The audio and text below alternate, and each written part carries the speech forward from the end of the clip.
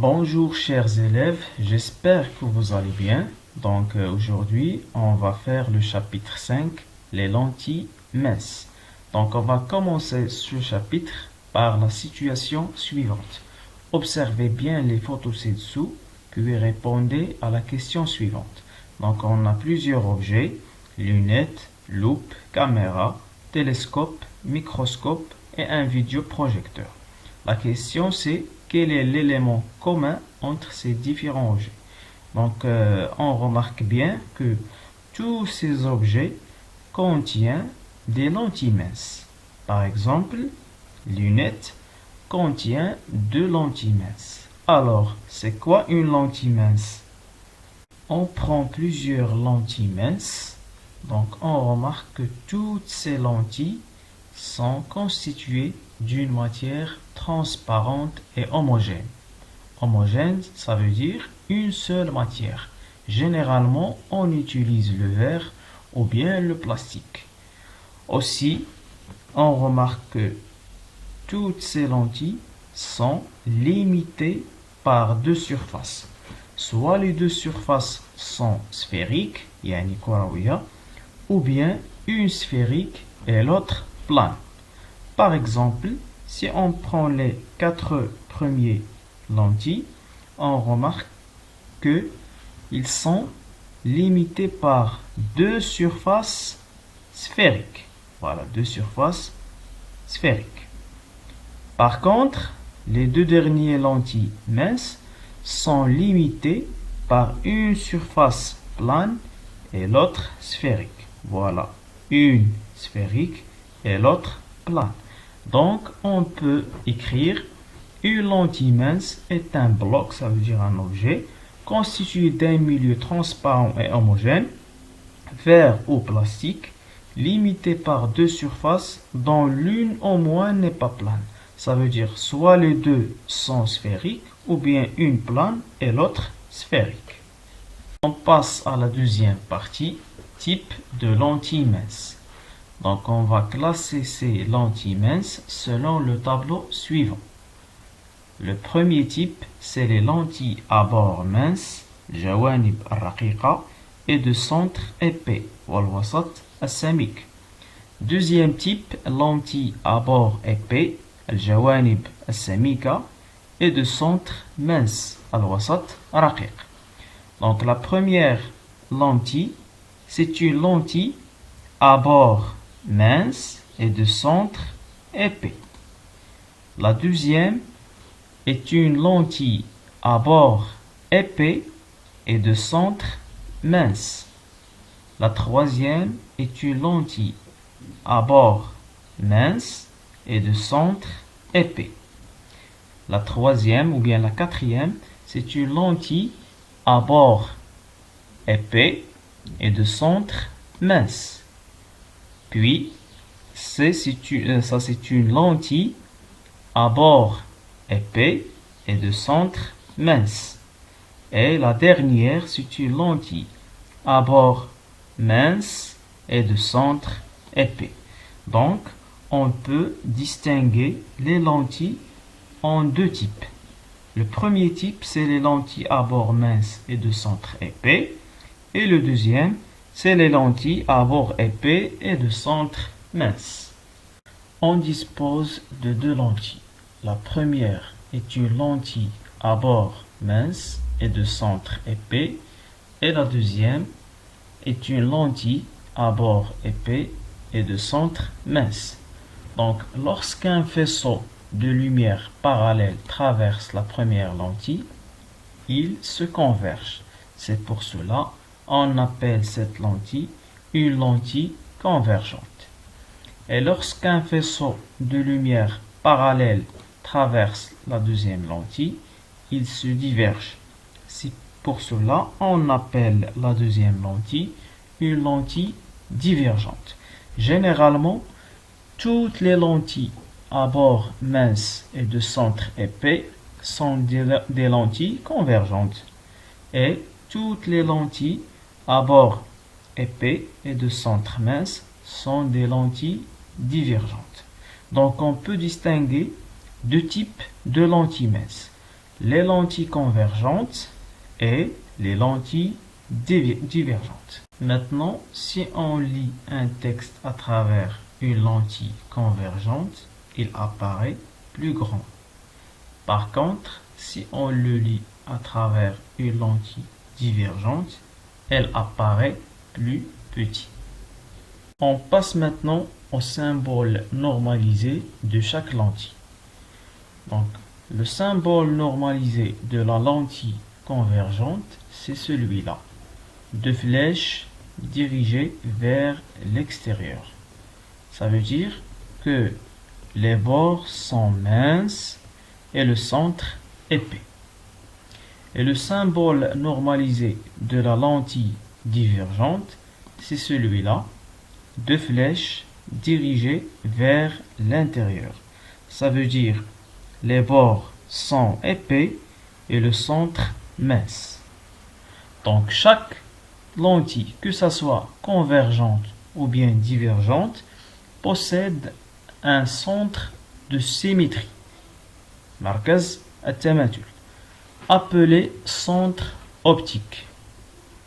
Il possède aussi un axe de symétrie, محور التماثل, c'est l'axe perpendiculaire à la lentille et qui passe par le centre optique, appelé axe optique. Conclusion, on distingue deux types de lentilles minces, lentilles convergentes et lentilles divergentes. La forme des lentilles convergentes, ce sont toutes les lentilles à bord mince et de centre épais. Les lentilles divergentes, ce sont les lentilles à bord épais et de centre mince. Ça, c'est le symbole normalisé de la lentille convergente et ça, c'est pour la lentille divergente. Si on lit un texte à travers une lentille convergente, il apparaît plus grand et il apparaît plus petit à travers une lentille divergente. Lorsqu'un faisceau de lumière traverse une lentille convergente, il converge et il diverge lorsqu'il traverse une lentille divergente. On passe maintenant à la troisième partie, les caractéristiques d'une lentille convergente. La première caractéristique, c'est le foyer image et le foyer objet. On prend une lentille convergente L, donc les rayons lumineux parallèles à l'axe optique arrivant à la lentille convergente se convergent au même point sur l'axe optique. Ça veut dire ils se coupent au même point qui se trouve ou bien qui se situe sur l'axe optique. Ce point appelé le foyer image. On le note F'. Le symétrique de F' foyer image par rapport au centre optique O est appelé le foyer objet. On le note F. Donc toutes les lentilles convergentes possèdent un foyer image F' et un foyer objet F. La deuxième caractéristique, c'est la distance focale. La distance focale, c'est tout simplement la distance entre le centre optique de la lentille convergente et le foyer image F', ou bien la distance entre le centre optique O et le foyer objet F. On la note F minuscule. Et on écrit F minuscule, ça veut dire la distance focale, est égale à OF' est égale aussi à OF. Exemple, on dispose de deux lentilles, L1 et L2. La distance focale de la lentille L1 est égale à 2 cm. Donc on écrit F1 est égal à O1 F'1 est égal à aussi O1 F1 est égal à 2 cm. Pour la deuxième lentille, la distance focale est égale à 1, 2, 3, 4 cm. Donc on écrit F2 est égal à O2 F'2 est égal aussi O2 F2 est égal 4 cm. La troisième caractéristique, c'est la vergence d'une lentille. La vergence d'une lentille est l'inverse de la distance focale F. On la note C. Donc, la relation entre la vergence C et la distance focale F d'une lentille convergente est C est égal à 1 sur F, l'inverse de la distance focale. C, la vergence est exprimée en dioptrie et la distance focale est exprimée en mètres. Exemple, si on veut calculer la distance focale de cette lentille convergente. Donc, la distance focale est égale à 2 cm. La vergence de cette lentille, C est égale à 1 sur F, est égal à 1 sur 2 cm. Mais comme j'ai dit, il faut exprimer la distance focale en mètres. Donc, on va convertir 2 cm en mètres. Est égal à 1 sur 0,02 mètres est égal à 50 dioptries. Donc, la vergence de cette lentille convergente est 50 dioptries. On passe maintenant à la dernière partie, c'est l'image obtenue par une lentille convergente. D'abord, il faut connaître les rayons lumineux particuliers pour une lentille convergente. Le premier type, c'est les rayons lumineux incidents parallèles à l'axe optique. Donc, tous les rayons lumineux incidents parallèles à l'axe optique, lorsqu'ils traversent une lentille convergente, ils convergent et passent par le foyer image F'. Donc on écrit tous les rayons, bien les rayons lumineux incidents parallèles à l'axe optique convergent au foyer image F'. Le deuxième type, c'est les rayons lumineux incidents passant par le foyer objet F. Tous les rayons incidents passant par le foyer objet F d'une lentille convergente, lorsqu'ils traversent la lentille, ils deviennent parallèles à l'axe optique. Et on écrit les rayons lumineux incidents passant par le foyer objet F ressortent parallèles à l'axe optique. Le dernier type, c'est les rayons lumineux incidents passant par le centre optique O.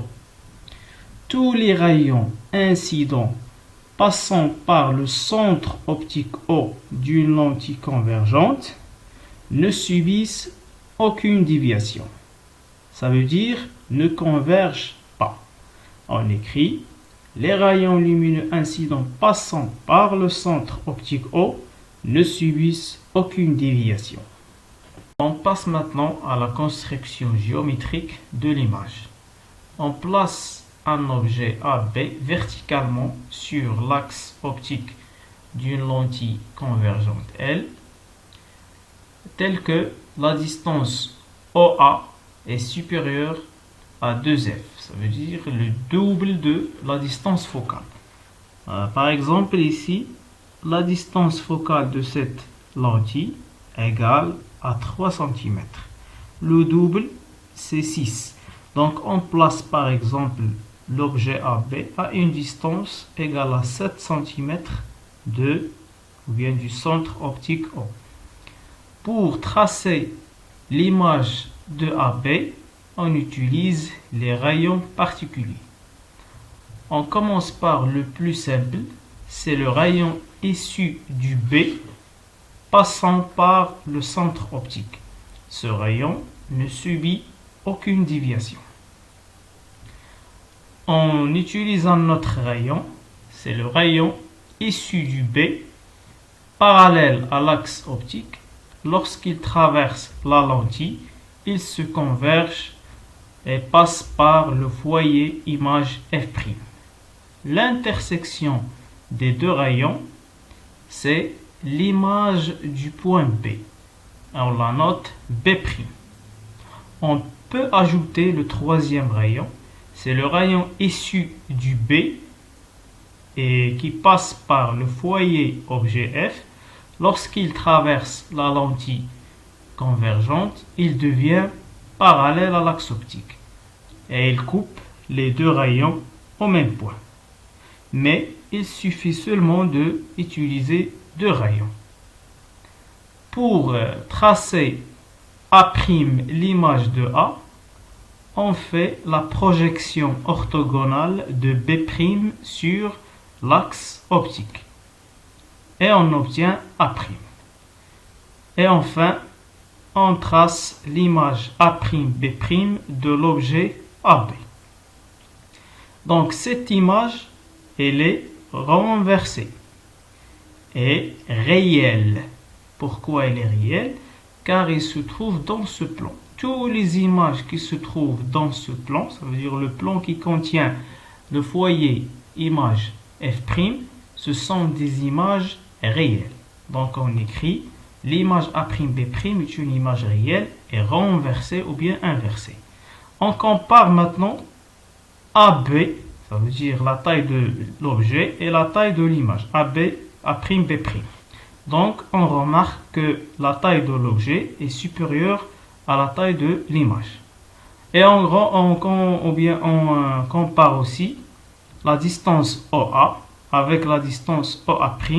On remarque que OA est supérieur à OA'. Le deuxième cas, lorsque OA est égal à 2F. Ça veut dire le double de la distance focale.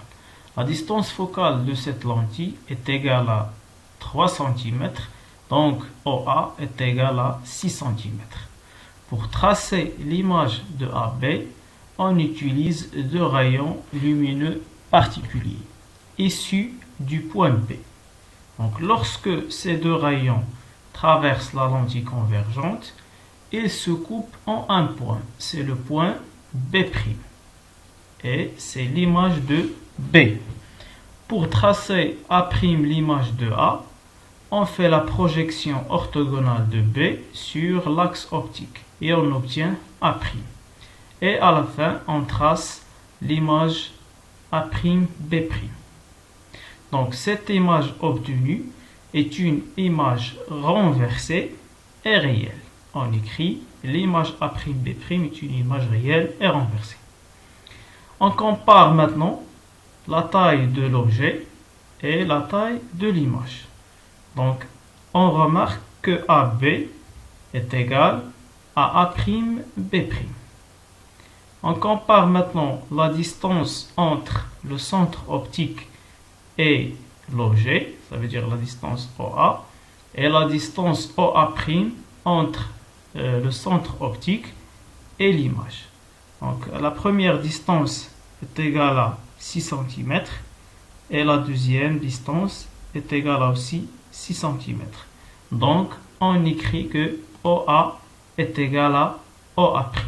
Le troisième cas, lorsque OA est supérieur à F et inférieur à 2F. Dans cet exemple, la distance focale F est égale à 3 cm et le double de cette distance est égal à 6 cm. Donc OA, on prend OA par exemple, est égal à 5 cm, entre 3 et 6 cm. Donc de la même manière, on trace l'image de AB, donc l'intersection des deux rayons lumineux particuliers issus du point B, c'est l'image de B. Et on la note P'. Et de la même manière aussi, la projection orthogonale de B' sur l'axe optique, c'est A'. Donc on remarque que l'image obtenue est une image réelle et renversée aussi. Et si on compare la taille de l'objet AB et la taille de l'image A'B', donc on remarque que AB cette fois inférieure à l'image A'B'. Et la distance OA est égale à 1, 2, 3, 4, 5 cm. Et la distance OA' est égale à ici 3, 4, 5, 6, 7 cm. Donc, la distance OA' est supérieure à OA, ou bien OA inférieur à OA'. Quatrième cas, lorsque OA est égal à F. Ça veut dire lorsqu'on place l'objet AB sur le foyer objet F. Donc, pour tracer l'image, on utilise deux rayons particuliers issus du B. Donc, on remarque que les deux rayons sont parallèles lorsqu'ils sont traversés la lentille convergente L.